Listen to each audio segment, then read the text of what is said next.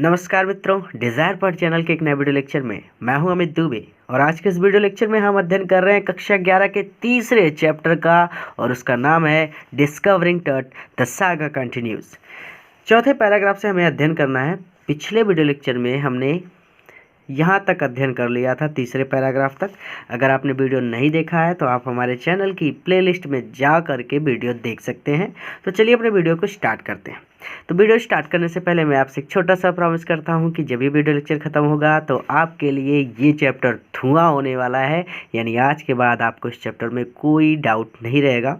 दूसरी बात, मैं आपसे ये भी कहना चाहूँगा कि मैं भूल गया था कि मुझे इसका दूसरा पार्ट भी पढ़ाना है। थोड़ा सा व्यस्तता की वजह से लाइफ में बहुत सारे अप एंड डाउन्स आ गए थे और मैं समझ नहीं पाया, मैं थोड़ा सा भूल गया, इसके लिए सॉरी। बट आज इसको कंप्लीट करेंगे और धुआं करने वाले हैं। तो चलिए स्टार्ट करते हैं। तो कहते हैं the mummy is in very bad condition. Bad condition, इसका तो मतलब आपको पता है, बैड मतलब बुरा, कंडीशन मतलब स्थिति। तो जो मम्मी थी, is in very bad condition, बहुत बुरी हालात में थी। जो मम्मी थी यानी टट की जो मम्मी निकाली गई वो बहुत बुरे हालात में थी। बिकॉज, क्योंकि ऑफ वाट कार्टर डिड, क्योंकि जो कुछ भी कार्टर ने किया था इन 1920s, 1920 में कार्टर ने जो कुछ भी किया था उसकी वजह से mummy is in very bad condition, mummy बहुत बुरे हालात में थी। वास्तव में इस मम्मी को दूसरी बार खोला जा रहा था। पहली बार कार्टर ने खोला था 1920 में, और वो उस मम्मी को ठीक से खोल नहीं पाया था, तो इसकी वजह से वो मम्मी थोड़े से बुरे हालात में थी। Said Zahi Hawass, secretary general of Egypt supremacy council of antiquities. तो सैड जाही हवास मतलब जाही हवास ने कहा। और जाही हवास कौन थे? वो थे सेक्रेटरी जनरल थे ऑफ इजिप्ट की सुप्रीम काउंसिल ऑफ एंटिक्विटीज़ मतलब पूरा वस्तुओं की सुप्रीम काउंसिल, यानी पूरा वस्तुओं की उच्चतम परिषद। सुप्रीम काउंसिल मतलब उच्चतम परिषद के वो सेक्रेटरी जनरल थे। इतना मतलब समझ में आया? इस पूरी लाइन का मतलब क्या है? यहाँ पे एंटिक्विटीज़ मतलब होता है पूरा वस्तुएं, सुप्रीम काउंसिल मतलब होता है उच्चतम परिषद, सेक्रेटरी जनरल मतलब सेक्रेटरी जनरल ही होता है, इजिप्ट मतलब इजिप्ट। ठीक है, तो इजिप्ट की पूरा वस्तुओं की उच्चतम परिषद के वो सेक्रेटरी जनरल थे। कौन? जाही हवास। ठीक है, तो क्या कहते हैं, आप इसको ऐसे कहेंगे कि इजिप्ट की पूरा वस्तुओं की उच्चतम परिषद के सेक्रेटरी जनरल जाही हवास ने कहा, एज ही लीन्ड, जबकि वो झुके रहे, ओवर द बॉडी, उस शरीर पर यानी उस मम्मी पर, for a long first look, यानी बहुत देर तक गौर से मम्मी को देखने के बाद। ठीक है, बहुत देर तक मम्मी को बड़े ध्यान से देखने के बाद जाही हवास ने कहा कि मम्मी बहुत बुरी हालात में है, क्योंकि कार्टर ने जो कुछ भी इसके साथ 1920 में किया था। फिर से आराम से, कार्टर ने 1920 में जो कुछ भी इस मम्मी के साथ किया था, इसकी वजह से ये मम्मी बहुत बुरे हालात में है, जाही हवास ने कहा। और जाही हवास कौन थे? पूरा वस्तुओं की उच्चतम, इजिप्ट की पूरा वस्तुओं की उच्चतम परिषद के सेक्रेटरी जनरल थे। और as he leaned over the body for a long first look, और उन्होंने बहुत देर तक बॉडी को झुककर देखा था। तो बॉडी को बहुत देर तक झुककर देखने के बाद जाही हवास ने कहा, the mummy is in very bad condition because what Carter did in 1920। Mummy बहुत बुरी हालात में है क्योंकि जो कुछ भी इसके साथ कार्टर ने 1920 में किया था। यहाँ तक क्लियर है? आगे चलेंगे। तो कार्टर, यहाँ पे जो कार्टर थे उनके बारे में बता रहे हैं कि कार्टर, उनका पूरा नाम था हावर्ड कार्टर। तो कार्टर जिनका पूरा नाम हावर्ड कार्टर था, दैट इज़, यानी वही कि कार्टर जिनका पूरा नाम हावर्ड कार्टर था, वाज द ब्रिटिश आर्कियोलॉजिस्ट मतलब पुरातत्व विशेषज्ञ। ठीक है, तो ब्रिटिश पुरातत्व विशेषज्ञ थे हु इन 1922, जिन्होंने 1922 में डिस्कवर्ड टट स्टॉर्म, जिन्होंने 1922 में तट के मकबरे की खोज की थी। After years of futile searching, futile मतलब बहुत लंबे समय तक खोजने के बाद, यानी निष्फल प्रयास के बाद, कई सालों तक ढूंढा और बहुत मुश्किल से मिले थे। ठीक है, तो कई सालों तक ढूंढने के बाद हावर्ड कार्टर ने, जो कि ब्रिटिश आर्कियोलॉजिस्ट थे, आर्कियोलॉजिस्ट का मतलब पुरातत्व विशेषज्ञ, वही लोग जो पुरानी चीज़ों की खोज पड़ताल करते हैं। ठीक है, तो आर्कियोलॉजिस्ट को आर्कियोलॉजिस्ट बोलिए, ये शब्द प्रचलन में है। तो ब्रिटिश आर्कियोलॉजिस्ट थे हु इन 1922 डिस्कवर टट स्टॉर्म, जिन्होंने 1922 में टट यानी राजा टट के मकबरे की खोज की थी। ठीक है, तो हावर्ड कार्टर जो कि ब्रिटिश आर्कियोलॉजिस्ट थे, उन्होंने सालों तक खोज करने के बाद या सालों के निष्फल प्रयास के बाद 1922 में टट के मकबरे की खोज की थी। बार बार इसलिए बता रहा हूँ ताकि याद हो जाए। चलिए आगे चलते। ये यहाँ पे देखिए इट्स कंटेंट्स, और इस मम्मी के साथ जो चीज़ें दफनाई गई थी। ठीक है, मैंने बोला था ना कि मम्मी के साथ साबुन, तेल, सारा का सारा सामान जो यूज होता है वो सब कुछ दफना देते थे। तो वही कहते हैं कि इट्स कंटेंट्स, और इसके साथ जो चीज़ें दफनाई गई थी, दो हैजली रैंक्ड इन एंटिक्विटी, पुरानी चीज़ों की खोज में उन्हें खंगाल दिया गया था, उनकी जांच पड़ताल की गई थी, वर सरप्राइजिंगली कंप्लीट, लेकिन अभी भी वो सारी चीज़ें पूरी थी, यानी कुछ भी वहाँ से चोरी नहीं हुआ था। सीधे सीधे ऐसे कहिए कि इस मम्मी के साथ जो चीज़ें दफनाई गई थी वो सभी आश्चर्यजनक तरीके से पूरी थी। यद्यपि पुरानी चीज़ों की खोज में इन्हें खंगाल दिया गया था या इनकी जांच पड़ताल की गई थी, फिर भी इसमें से कुछ भी चोरी नहीं हुआ था, ना ही कुछ टूटा फूटा था। ठीक है, क्लियर है। यहाँ से चलते हैं। They remain the richest royal collection ever found, आज तक की मिली सभी कलेक्शन में ये रिचेस्ट कलेक्शन है, यानी आज तक जितने भी खजाने मिले उन सभी में ये सबसे बड़ा खजाना था। And have become part of Pharaoh's legend, और ये फ़ैरो लोगों की, यानी फ़ैरो लोगों की लेजेंड, कहानियों के हिस्से बन गए, किरदार बन गए। ठीक है, तो कहने का मतलब यहाँ पे है, सीधा सीधा अगर मैं कहूँ, आज तक जितने भी राजा महाराजाओं के कलेक्शन मिले, जितने भी राजा महाराजाओं के खजाने मिले, उन सभी में टट का खजाना सबसे ज़्यादा बड़ा था। ठीक है, यानी टट के मकबरे से जितना सामान मिला वो सबसे बड़े खजानों में था, जिसकी वजह से became part of Pharaoh's legend. Pharaoh legend मतलब इसी टट की बात हो रही है कि टट का खजाना इतना बड़ा था कि टट के बारे में सब लोग बातें करने लगे। आप ऐसे कहेंगे कि ये फेरो की कहानियाँ सुनाई जाने लगी, फेरो लोगों की कहानियाँ सुनाई जाने लगी। ठीक है, आप इसे आसान शब्दों में ऐसे कह सकते हैं। ठीक है, क्लियर रहेगा, कोई दिक्कत नहीं है। स्टनिंग, मेरे ख्याल से यहाँ पे दिक्कत है, एक बार फिर से आराम से करते हैं इसको। They remain the richest royal collection ever found and have become part of Pharaoh's legend. Ferrous legend मतलब फ़ैरो की कहानी, कहने का मतलब इसी राजा टट की कहानी है। ठीक है, तो they remain the richest royal collection, ये सबसे बड़ा रॉयल कलेक्शन था, यानी हीरे मोती जवाहरात का ये सबसे बड़ा कलेक्शन था, एवर फाउंड, जो आज तक मिला था, यानी आज तक मिले सभी खजानों में से ये सबसे बड़ा खजाना था। एंड हैव बिकेम पार्ट, और इसी वजह से ये पार्ट बन गया, हिस्सा बन गया फेरोस लेजेंड। आप इसलिए कहिए इसको कि इसी वजह से फ़ैरो की कहानियाँ सुनाई जाने लगी। जैसे आपके गांव में कोई आईएएस बन जाए तो जिससे देखो वही बताएगा कि भैया फलाने आईएएस बन गए, फलाने आईएएस बन गए, तो फलाने की वैल्यू बढ़ गई ना। कहने का मतलब उसी तरह से इनको बहुत सारे खजाने मिले थे। भाई आपके गांव में, कहने का मतलब कोई पुलिस अधिकारी है, कोई बावर्ची हो जाए किसी की गवर्नमेंट जॉब में, चलिए मान लेते हैं, 2-3 एग्जांपल देता हूँ मैं आपको। कोई बावर्ची हो जाता है, कोई पुलिसकर्मी हो जाता है, कोई सफाई कर्मी हो जाता है, कोई प्यून हो जाता है। तो प्यून, सफाई कर्मी, बावर्ची इनकी बात नहीं होगी, लेकिन आईएएस की होगी ना, क्योंकि वो बड़े पद पे गया है। उसी तरह से सबसे बड़ा खजाना टट का था, तो अब जितने लोगों के खजाने मिले थे ना, उनकी बात नहीं हो रही थी, लेकिन टट की बात सब कर रहे थे, इसीलिए फ़ैरो लोगों की कहानियाँ सुनाई जाने लगी। ठीक है, आगे चलते हैं।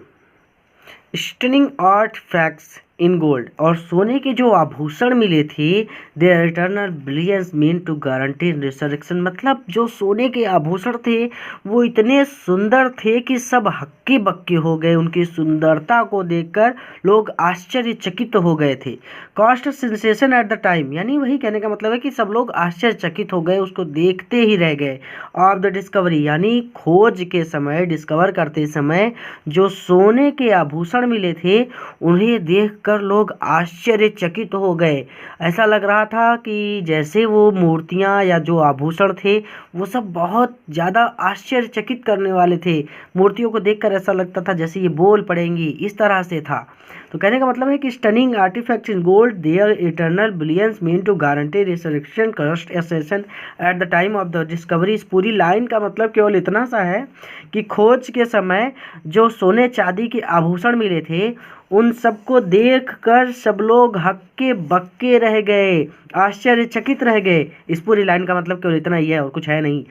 And still get the most attention, और आज भी लोग इन्हें देखकर आश्चर्यचकित हो जाते हैं। एंड स्टिल, और आज भी, अभी भी, गेट द मोस्ट अटेंशन, लोग इन्हें देखकर इनकी ओर आकर्षित होते हैं, लोग इन्हें देखकर आश्चर्यचकित हो जाते हैं। कहने का मतलब कितना सिंपल सा है और कितना बढ़ा चढ़ा के कहा गया है। ठीक है, तो आप आसान शब्दों में याद रखेंगे कि सोने के आभूषण जो खुदाई के दौरान मिले थे या खोज के दौरान मिले थे, उन्हें देखकर लोग हक्के बक्के रह गए या आश्चर्यचकित रह गए कि इतने सुंदर सुंदर आभूषण कैसे बना लिए थे उन लोगों ने।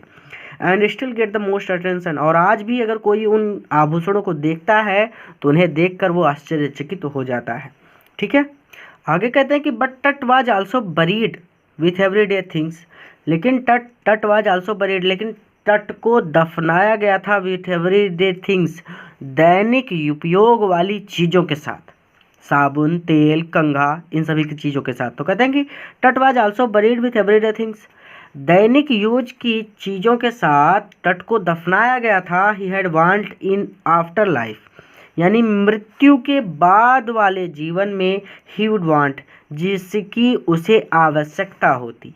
तो ये लोग मानते थे ना कि मृत्यु के बाद भी जीवन होता है, तो वही कहते हैं कि मृत्यु के बाद के जीवन में या फिर वे वस्तुएं जिसकी उसे अपने अगले जन्म में आवश्यकता होगी, यानी अगला जीवन जिसका है मृत्यु के बाद वाला, उन सभी चीज़ों के साथ तट को दफनाया गया था, जिसमें थी बोर्ड गेम्स। बोर्ड गेम मतलब पट खेल होता है, आप चाहे तो बोर्ड गेम ही कहिए। तो बोर्ड गेम्स थी। अ ब्रोंज रेजर, ब्रोंज रेजर का मतलब कांसे का उस्तरा, दाढ़ी बनाने के लिए दिया था। लाइंड अंडर गारमेंट्स, यानी अंतः वस्त्र आप कहिए। ठीक है। Cases of food and wine, case मतलब बक्से, फूड मतलब फल यानी खाने की, जब खाने के बक्से, और शराब के बक्से। ठीक है, भोजन और शराब के बक्सों के साथ। आगे चलेंगे, ये क्लियर हुआ ना, एक बार फिर से कर लेते हैं इसको ताकि आपको क्लियर रहे। बट टट was also buried with everyday things he would want in after life, मृत्यु के बाद के अपने जीवन में जिन चीज़ों की तट को आवश्यकता होती, उन सभी दैनिक उपयोग वाली वस्तुओं के साथ तट को दफनाया गया था।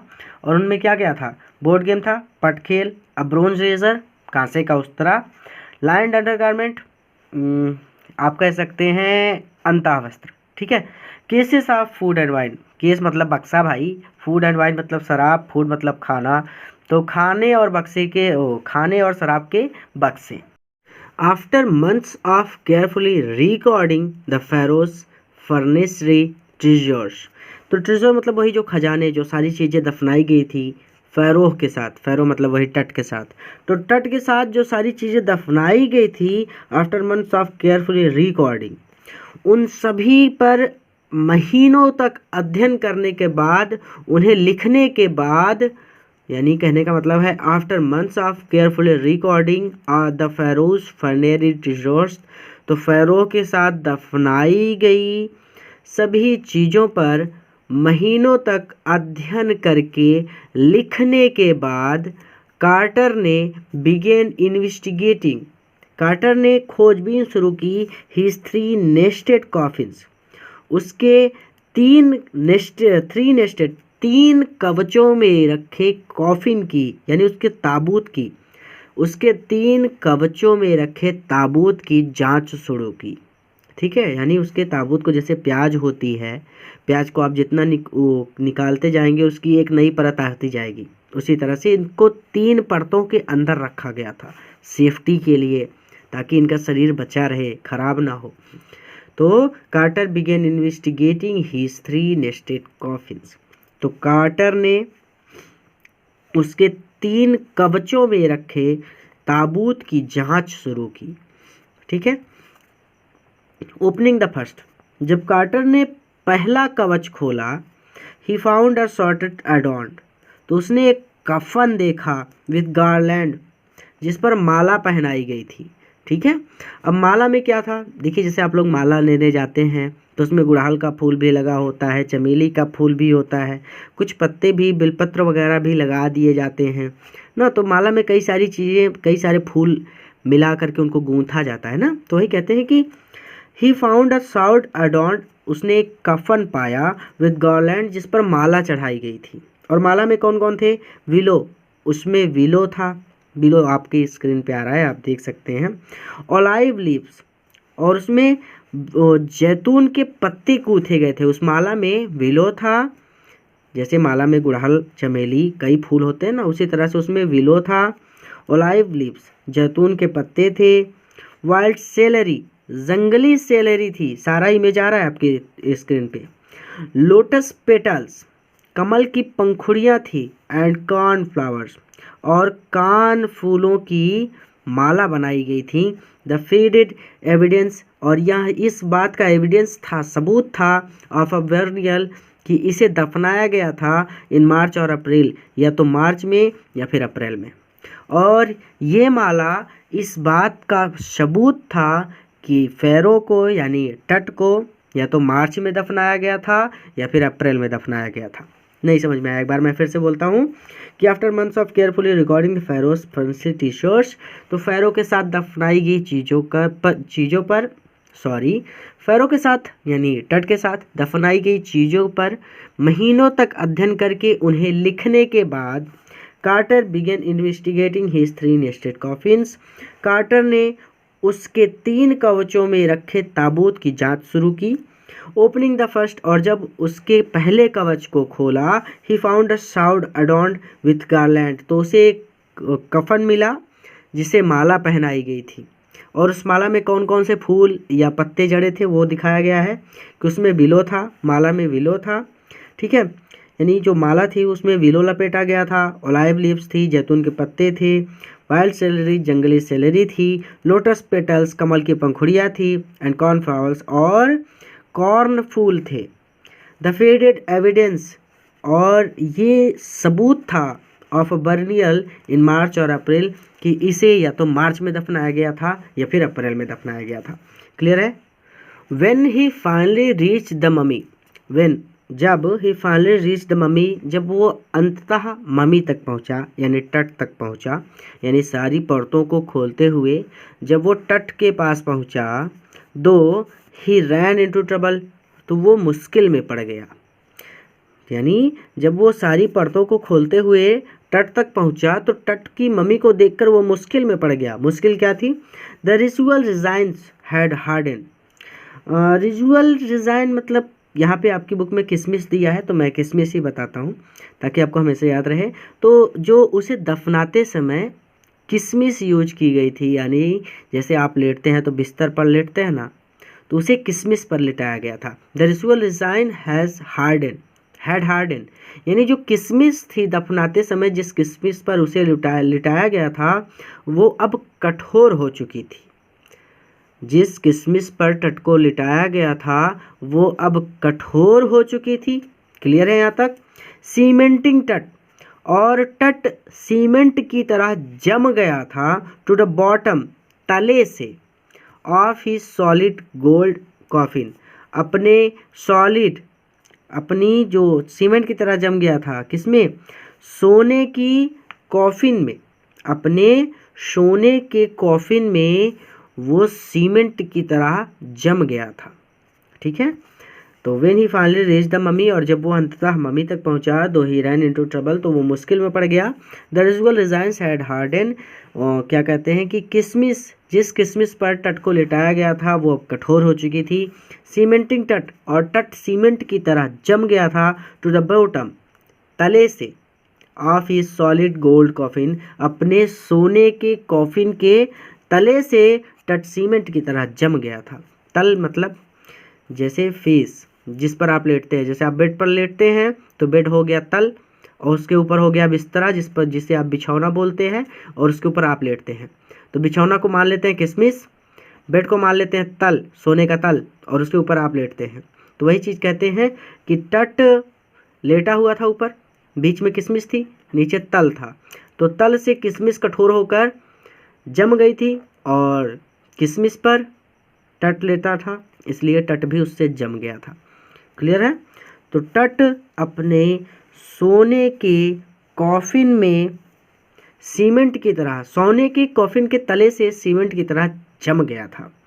No amount of legitimate force could move them, यानी बहुत बड़ी बात कही है। Carter wrote later what was to be done, देखिए क्या कहते हैं। No amount of legitimate force, किसी भी तरह की ताकत कुड मूव देम, उन्हें हिला नहीं सकती थी, कोई भी शक्ति उन्हें हिला नहीं सकी। यानी जितना इनको प्रयास करना था वो सारा प्रयास इन्होंने कर लिया। अब ऐसा नहीं किया कि दो बैल बांध दिए और मम्मी को खिंचवाया, ऐसा करते तो सारे सबूत, सारी चीज़ें खराब हो जाती। मतलब जितनी उचित शक्ति लगा सकते थे वो उतनी उचित शक्ति इन्होंने लगाई, लेकिन कुछ भी नहीं हुआ। यानी कोई भी उचित शक्ति उस मम्मी को हिला नहीं पाई। अंगद का पैर हो गया था, रावण भी नहीं हिला पाया था। कार्टर वोट लेटर, कार्टर ने बाद में लिखा what was to be done. अब इसके आगे क्या किया जाए, what was to be done, अब इसके आगे क्या कर सकते हैं। चलिए आगे, क्योंकि हम तो बस आगे ही चल सकते हैं। The sun can beat down like a hammer this far south in Egypt.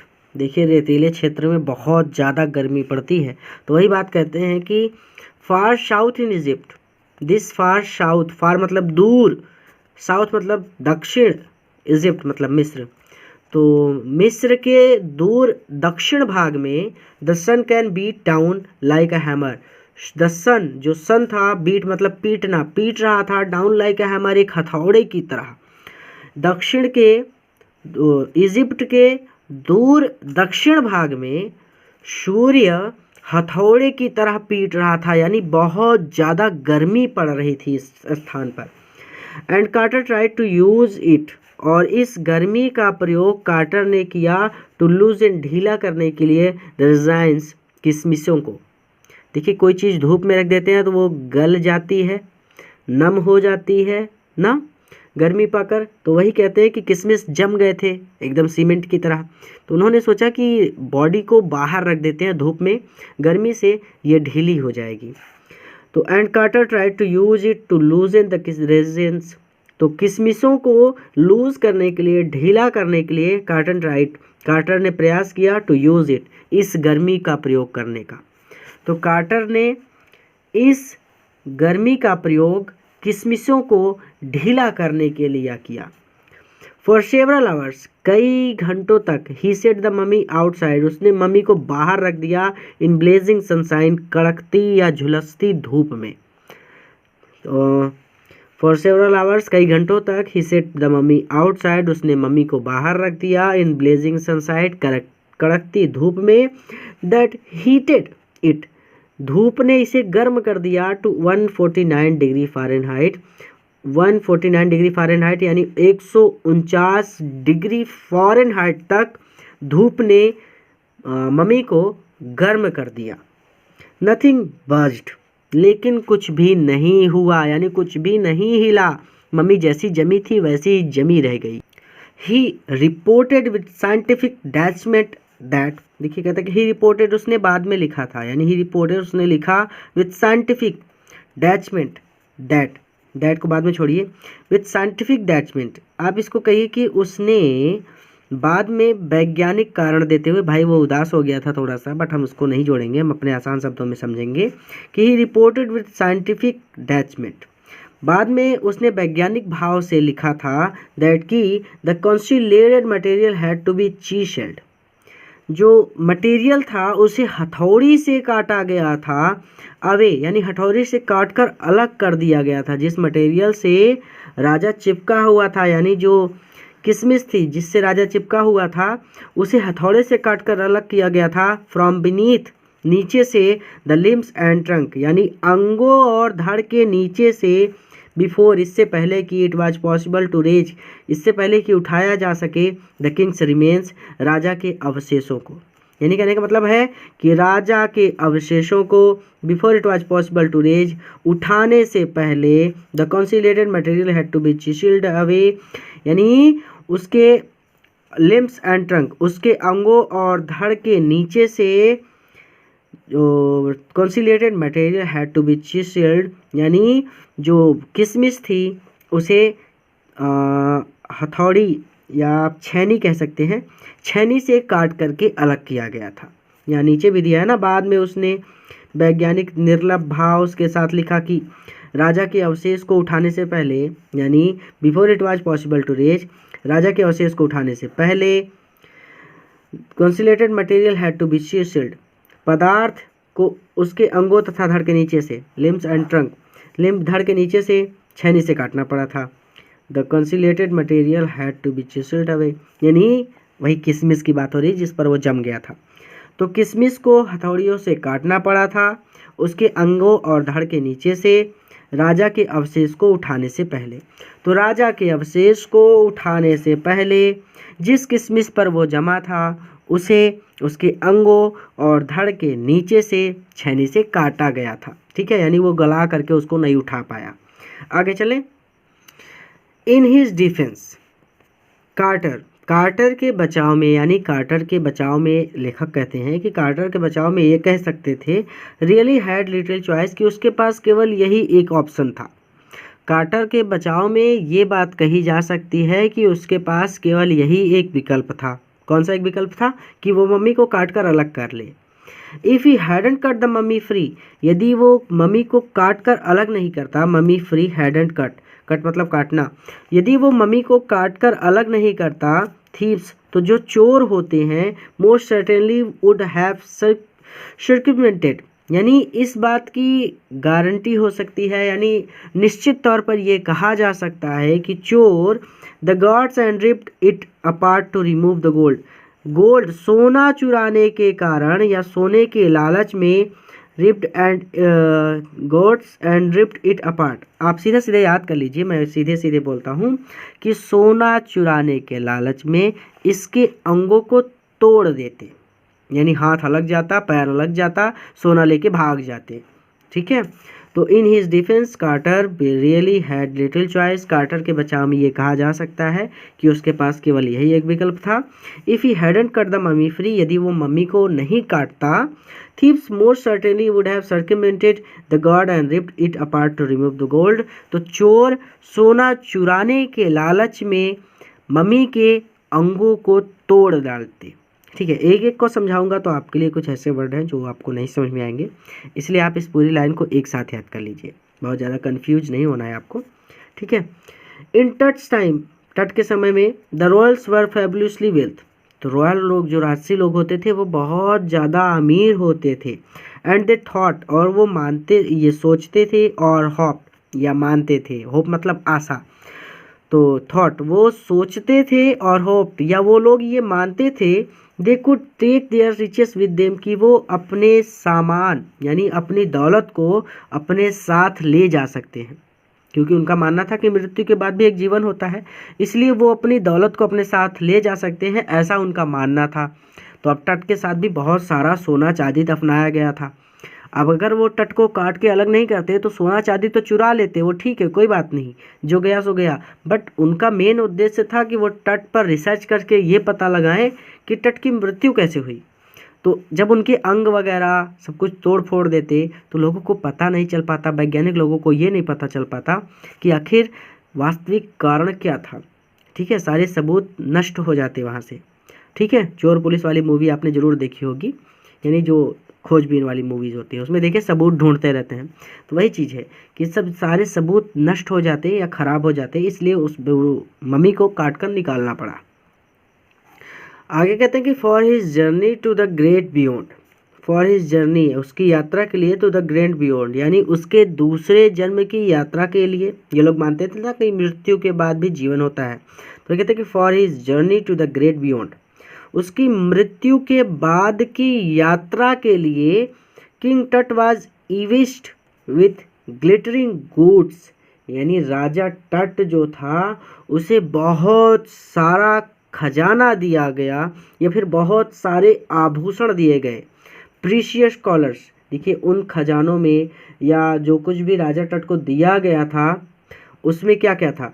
Precious callers, बहुमूल्य, प्रीशियस मतलब बहुमूल्य, कॉलर्स मतलब कॉलर ही होता है, तो बहुमूल्य कॉलर था। इनलेड नेकलेस, जड़ाऊ हार था, नेकलेस मतलब जो गले में पहनते हैं, तो इनलेड नेकलेस जड़ाऊ हार था। एंड ब्रेसलेट्स, ब्रेसलेट्स मतलब होता है आपका यहाँ पे दस्तबंद, ठीक है। रिंग्स, रिंग्स का मतलब तो आप जानते हैं अंगूठियाँ। एम्यूलेट्स, एम्यूलेट्स मतलब होता है ताबीज, मिस्र के राजा महाराजा ताबीज पहनते थे। अ सेरेमोनियल अप्रॉन, सेरेमोनियल मतलब अनुष्ठान के लिए जो चोगे पहनते थे उसे दिया, अनुष्ठानिक चोगे दिए। सैंडल, सैंडल मतलब आजकल जो सैंडल है मार्केट में वही सैंडल है, तो सैंडल्स मतलब होता है चप्पल। Sheaths for his fingers and toes, finger and toes मतलब उसकी हथेलियों के लिए, उसकी उंगलियों के लिए सीट्स दिए, दस्ताने दिए। And now iconic inner coffin, iconic inner coffin उसकी मूर्ति नुमा सब पेटी दी उसे, उसकी जो सब पेटी थी वो मूर्ति नुमा थी। एंड मास्क, और उसे मास्क दिया गया। ऑल ऑफ प्योर गोल्ड, और ये सब कुछ प्योर गोल्ड का था, शुद्ध सोने का था, ठीक है। अगर नहीं समझ में आया तो एक बार रिवीजन कर लीजिएगा, क्योंकि बहुत ज़्यादा है तो मैं बार बार रिवीजन नहीं करूँगा, वीडियो लंबा हो रहा है। To separate Tut from his adornments, Carter's man remove the mummy's head and sever nearly every major point. To separate Tut from his adornments, to separate अलग करने के लिए, टट राजा टट को अलग करने के लिए, फ्रॉम हिज अडोरमेंट्स उसके आभूषणों से, उसके गहनों से, राजा टट को उसके गहनों से अलग करने के लिए कार्टर्स मैन, कार्टर जो वैज्ञानिक थे उनके लोगों ने रिमूव्ड हटा दिया था या काट दिया था, द ममीज हेड ममी के सर को, and several nearly every major joint और लगभग प्रत्येक जोड़ को। तो कार्टर के लोगों ने मम्मी के लगभग प्रत्येक जोड़ को और उसके सर को काट कर अलग कर दिया था, ठीक है। तो कार्टर को यानी मम्मी को, राजा टट की मम्मी को उसके आभूषणों से अलग करने के लिए कार्टर के लोगों ने मम्मी के सर को और उसके लगभग प्रत्येक जोड़ को काट कर अलग कर दिया गया था, दिया गया था नहीं, दिया था, sorry. Once they had finished, once जब दे हैड फिनिश्ड उन्होंने अपना काम पूरा कर लिया, यानी काटने के बाद जब उन्होंने अपनी सारी खोजबीन कर ली, दे रीअसेंबल्ड द रिमेन्स, तो उन्होंने अंगों को फिर से जोड़ दिया, यानी हाथ पैर काटा था तो उसको फिर से जोड़ दिया। On a layer of Sands, रेत से, रेत से उस अंगों को फिर से जोड़ दिया। इन अ वुडन बॉक्स, एक लकड़ी के बॉक्स में, एक लकड़ी के डब्बे में उन अंगों को बर्फ से फिर से जोड़ दिया। जैसे घर बनाते समय ईंट को सीमेंट से जोड़ा जाता है, उसी तरह से उन लोगों ने रेत से उनके सभी अंगों को जोड़ दिया। और किस में जोड़ा? वुडन बॉक्स, एक लकड़ी के बक्से में। विथ पैडिंग, और हथेलियों से या पैड करके, पैड मतलब थपथपाना, जब आप घर वगैरह बनाते हैं मिट्टी का तो उसको बार बार ऐसे करते हैं ना ताकि मिट्टी बैठ जाए, तो विथ पैडिंग और हथेलियों से मारकर दैट कंसील्ड द डैमेज, उस डैमेज को, जो नुकसान हुआ था उसको हथेलियों से मारकर ठीक कर दिया। यानी जो कुछ भी टूट फूट हुई थी उसे ढक दिया उन लोगों ने, रेत से ढक दिया। द बेड, और इसी बेड पर वे टट नाउ रेस्ट, अब टट आराम कर रहा है। यानी जो बेड उन लोगों ने काट पीट के बनाया था, यानी उसके अंगों को काटा फिर रेत से जोड़ा, और जो कुछ डैमेज वो नहीं जोड़ पाया उसे उन्होंने हथेलियों से अपना रेत को इकट्ठा करके उसे ढक दिया। तो अब उसी बेड पर टट आराम कर रहा है। तो इसी बात को उन्होंने ना कहा था कि 1920 में कार्टर ने जो कुछ भी इस मम्मी के साथ किया था उसकी वजह से ये मम्मी बहुत बुरी हालत में है, तो वही बता रहे थे। अब तक यहाँ तक क्लियर है? आगे चलते हैं, इस लाइन को एक बार और समझ लीजिए। कि once they had finished they resemble the remain on the layer of sand in wooden box. जब उन्होंने अपना काम पूरा कर लिया तो उन्होंने एक लकड़ी के बक्से में तट के अंगों को रेत से जोड़ दिया with padding that consulate the damage, और जो नुकसान था उसे गद्दियाँ मारकर या हथेली से मारकर या फिर रेत से ढक दिया। द बेड वेयर टट नाउ रेस्ट, और इसी बेड पर अब तट आराम कर रहा है। अब आगे चलते हैं। बुक की भाषा में भी समझ लीजिए कि जब वे अपना काम पूरा कर चुके थे तो उन्होंने अवशेषों को लकड़ी के संदूक में रेत की परत पर फिर से जोड़ दिया तथा गद्दियों से टूट फूट को ढका। गद्दियों मतलब वही हाथ से मिट्टी वगैरह या रेत वगैरह ला के ढक दिया। अब टूट उसी बिस्तर पर आराम कर रहा है। ठीक है, आगे चलते हैं। देखिए क्या कहते हैं। कहते हैं कि आर्कियोलॉजी जो पुरातत्व विज्ञान है, यहाँ पे पुरातत्व विज्ञान हैज़ चेंज्ड, बदल चुका है, substantially in the intervening decades. Decades मतलब होता है दशक। इंटरवल होता है ना, मूवी वगैरह देखने जाते हैं तो थोड़ी देर के लिए इंटरवल होता है, तो बीच का समय। ठीक है, तो इन बीच के दशकों में जो पुरातत्व विज्ञान है हैज़ चेंज, ये बदल चुका है। इन बीच के दशकों में यानी 1920 के बाद, तो इन बीच के दशकों में पुरातत्व अब बदल चुका है, परिवर्तित हो चुका है। फोकसिंग लेस ऑन ट्रेजर्स, पुरातत्व विज्ञान जो है focusing less on treasures, treasure मतलब खजाना, हीरा मोती। तो अब हम ये पुरातत्व विज्ञान फोकसिंग लेस, कम ध्यान देता है ऑन ट्रेजर्स, खजानों पर। ये अब खजानों पर कम ध्यान देता है, धन पर, सोने चांदी पर कम ध्यान देता है। एंड मोर, और अधिक ध्यान देता है on faces in details of life, जीवन के बारे में जानने के लिए। एंड इंट्रिग्यूइंग मिस्टीरियस ऑफ डेथ, और मृत्यु के रहस्य को जानने के लिए ये ज़्यादा ध्यान देता है। यानी ये अब जीवन और मृत्यु के रहस्य को जानने पर ज़्यादा ध्यान देता है। ठीक है, यहाँ तक क्लियर है। आसान शब्दों में समझा रहा हूँ ताकि आपको कोई डाउट ना रह जाए कुछ भी। तो कहते हैं कि इन बीच के दशकों में आर्कियोलॉजी यानी पुरातत्व विज्ञान पूरी तरह से परिवर्तित हो चुका है या बदल चुका है। अब हम लोग खजानों पर कम ध्यान देते हैं और हमारा ज़्यादातर फोकस होता है कि हम जीवन और रहस्यमयी मृत्यु के बारे में जान सकें। It also uses more sophisticated tools, sophisticated मतलब जटिल होता है। अब ये लोग बहुत जटिल औजारों का उपयोग करते हैं, पुरातत्व वैज्ञानिक अब बहुत जटिल औजारों का उपयोग करते हैं, इंक्लूडिंग मेडिकल टेक्नोलॉजी, और इसमें मेडिकल टेक्नोलॉजी यानी चिकित्सकीय टेक्नोलॉजी यानी विज्ञान या तकनीकी, टेक्नोलॉजी मतलब तकनीकी, तो मेडिकल टेक्नोलॉजी, और इसमें मेडिकल टेक्नोलॉजी चिकित्सकीय टेक्नोलॉजी भी शामिल है। आसान है। तो कहते हैं कि इन 1968 में more than 40 years after Carter discovery, Carter की खोज के लगभग 40 वर्षों के बाद 1968 में एनाटॉमी मतलब होता है शरीर की रचना का जो विज्ञान होता है, उसमें शरीर की रचना का अध्ययन किया जाता है। तो ये कहते हैं कि एन एनाटॉमी प्रोफेसर, तो शरीर की रचना का अध्ययन करने वाले प्रोफेसर ने एक्सरेड द ममी का एक्सरे किया and revealed a startling fact, startling मतलब आश्चर्यचकित करने वाला फैक्ट, और एक आश्चर्यचकित करने वाली बात का पता लगाया। जब उनका एक्सरे किया तो एक आश्चर्यचकित करने वाली बात सामने आई।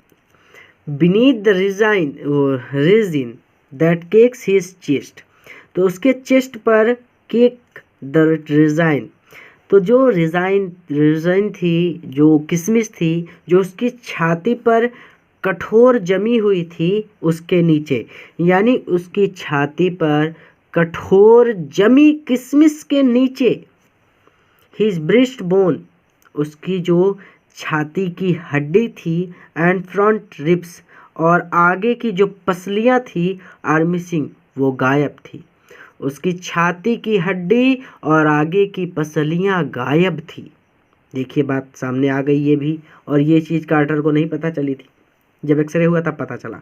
तो फिर से कि उसकी छाती पर जमी हुई या कठोर जमी किशमिश के नीचे उसकी छाती की हड्डी और आगे की 2 पसलियां गायब थी। आगे चलें, देखिए आगे क्या कहते हैं। देखिए आगे कहते हैं कि today diagnostic imaging can be done with computed tomography और सीटी by which hundreds of X-ray in cross section are put together like slice of bread to create a 3-dimensional virtual body। Sentence को ध्यान से समझिएगा, बाकी कुछ है नहीं, बस आपने कभी देखा नहीं है ऐसा हो सकता है। मैं इमेज का यूज करूंगा इसलिए मैं थोड़ा सा इसे ऊपर कर देता हूँ। टुडे मतलब आज, diagnostic imaging can be done यानी आजकल किसी भी बॉडी की इमेज बनाई जा सकती है। मैं आसान शब्दों में समझा रहा हूँ, आसान शब्दों में आप समझिएगा, क्योंकि आपने ऐसा होता कभी नहीं देखा होगा। हाँ, फिल्मों में देखा होगा, ऐसा हो सकता है, बट रियल में आपने नहीं देखा होगा, बहुत मुश्किल है कि आपने देखा हो। Today diagnostic imaging can be done with computer tomography और सीटी। आज के समय में कंप्यूटर टोमोग्राफी या फिर सीटी स्कैन करके किसी भी बॉडी का स्केच बनाया जा सकता है या किसी भी बॉडी की रचना बनाई जा सकती है। बाई विच जिसके द्वारा 100 ऑफ एक्सरेज 100 से भी ज़्यादा एक्सरे निकाले जा सकते हैं। इन क्रॉस सेक्शन आर पुट और उन्हें एक के ऊपर एक रखा जाएगा, यानी पहला एक्सरे ये हो गया, दूसरा एक्सरे मेरी ये वाली हो गई, तीसरा ये, इस तरह से क्रॉस करके। तो X rays in cross section are put together like slice of bread.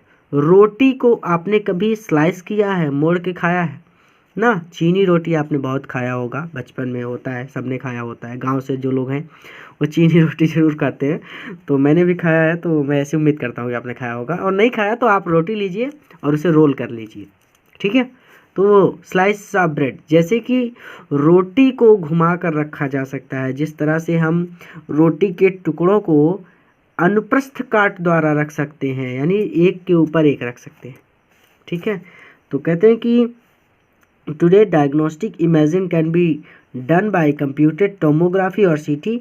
आजकल सीटी स्कैन करके या कंप्यूटर टोमोग्राफी का यूज करके बहुत सारे 100 ऑफ एक्सरेज, लगभग 100 से भी ज़्यादा एक्सरे निकाले जा सकते हैं।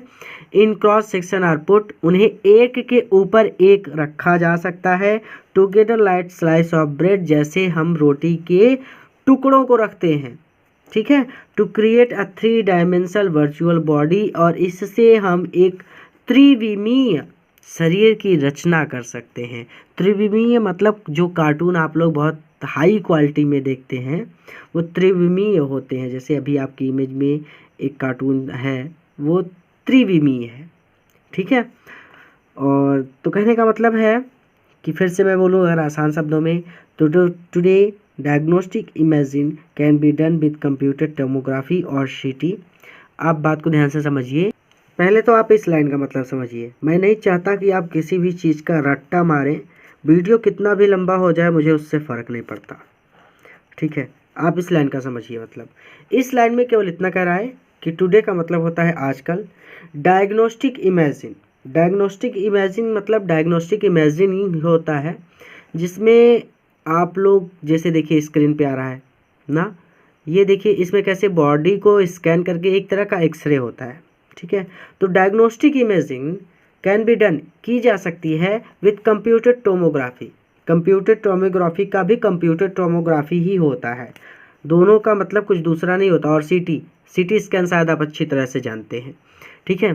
तो सीटी स्कैन करके या कंप्यूटर टोमोग्राफी करके आजकल हम किसी भी डायग्नोस्टिक इमेज को बना सकते हैं, ठीक है?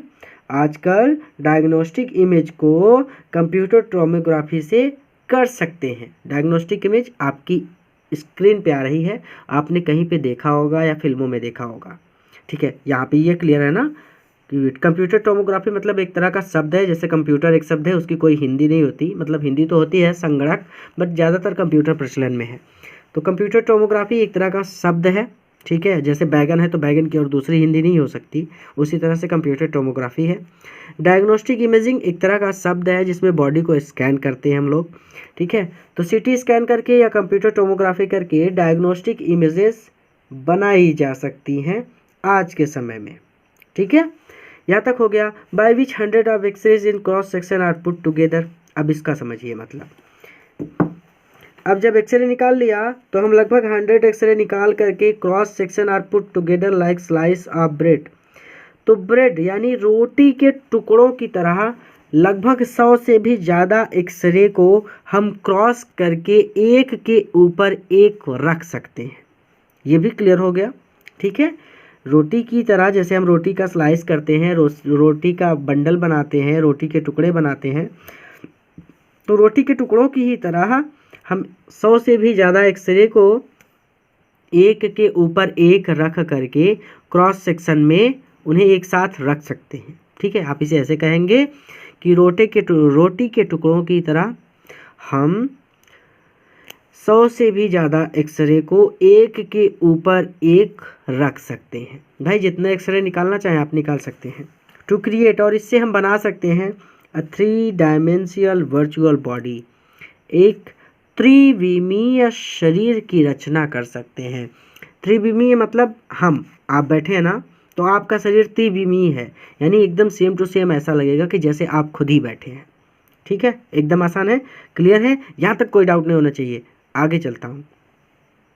आगे कहते हैं कि what more could a CT scan reveal after than X ray. तो what more could a CT scan reveal, एक सीटी स्कैन इससे ज़्यादा क्या बता सकता है तट के बारे में दैन द एक्सरे, एक्सरे से ज़्यादा एक सीटी स्कैन तट के बारे में और क्या बता सकता है। यानी एक्सरे कर दिया तो पूरा बॉडी ही छान ली, एकदम से सब कुछ देख लिया कि कहाँ पे क्या है, पथरी वगैरह होती है तो एक्सरे करवाते हैं ना कि बॉडी के अंदर का एक एक भाग पता चल जाए। तो वही कहते हैं कि एक्सरे से ज़्यादा सीटी स्कैन तट की बॉडी के बारे में और क्या बता सकता था, यानी एक्सरे करने के बाद सब कुछ पता चल गया। What more could a CT scan reveal after then x-ray, x-ray से ज़्यादा सीटी स्कैन तट के बारे में और क्या बता सकता था। एंड कुड इट आंसर, और क्या अब हम जान जाएंगे two of the biggest question, उन दो बड़े प्रश्नों को, स्टिल लिंगरिंग जो अभी भी लटके पड़े हैं, अबाउट हिम उसके बारे में, और क्या उन दो प्रश्नों का उत्तर मिल जाएगा जो उसके बारे में हैं और अभी भी लटके पड़े हैं। यानी कहते हैं कि क्या हमें उन दो प्रश्नों के भी उत्तर मिलेंगे जो उसके बारे में हैं और आज तक लटके पड़े हैं। दोनों प्रश्न कौन थे, हाउ डिड ही डाइड, कि वो मरा तो मरा कैसे, and how old was he eight the time of his death, और जब उसकी मृत्यु हुई तो उसकी आयु क्या थी। आगे कहते हैं कि King Tut's demise was a big event, King Tut राजा टट की डिमाइस जो मृत्यु थी वाज अ बिग इवेंट, एक बहुत बड़ी घटना थी। राजा टट की मृत्यु बहुत बड़ी घटना थी, इवन बाय रॉयल स्टैंडर्ड्स, राजसी स्तर पर भी, राजसी परिणाम पर भी राजा टट की यानी टुट की जो मृत्यु हुई थी वो बहुत बड़ी घटना थी। He was the last of his family line, वो अपने परिवार का अंतिम सदस्य था। एंड हीज फ्यूनरल, और उसकी मृत्यु वाज द डेथ, मृत्यु थी रेटल ऑफ अ डिनेस्टी, उसके परिवार की। यानी उसके मृत्यु का मतलब था कि राज परिवार की भी मृत्यु हो गई, यानी उसकी कोई संतान नहीं थी, कहने का मतलब वो अपने परिवार का आखिरी सदस्य था। तो कहते हैं कि उसकी मृत्यु का मतलब उसके राज परिवार की मृत्यु था, यानी ये बहुत बड़ी बात है कि इसके बाद पूरा वंश ही खत्म हो गया। But the particulars of his passing away, लेकिन उसकी मृत्यु कैसे हुई, एंड इट्स आफ्टर मैथ, और उसकी मृत्यु के बाद क्या हुआ, आर अनक्लियर, अभी तक पता नहीं चल सका। ये प्रश्न तो बहुत बड़ा प्रश्न है ना कि उसकी मृत्यु कैसे हुई, और जब वो मर गया तो उसके बाद हुआ क्या, कौन राजा बना, या उसको मारा किसने था। ये बड़ी बात है ना, कटप्पा ने बाहुबली को क्यों मारा। तो आज के वीडियो में मैं सोचता हूँ कि ये आपके लिए पर्याप्त है। तो मेरे ख्याल से आपके लिए बहुत ज़्यादा हो गया है इस बात को समझना। ये चैप्टर एक तीसरा पार्ट डिज़र्व करता है क्योंकि बहुत ज़्यादा लंबा वीडियो हो गया है और मेरा लैंप भी डाउन हो चुका है। तो मैं प्रॉमिस करता हूँ कि लेट नहीं करूँगा। आज ये वीडियो आया है, कल इसका दूसरा पार्ट आ जाएगा। आपको थोड़ा सा भी वेट नहीं करना पड़ेगा। और आई एम सॉरी कि मैं भूल गया था, बट ऐसा दोबारा नहीं होगा, ये मेरी तरफ से प्रॉमिस है। Have a good day. अपने मित्रों के साथ भी शेयर कीजिएगा ताकि वहाँ भी इसका लाभ ले सकें। पूरा वीडियो देखने के लिए आपका बहुत बहुत धन्यवाद।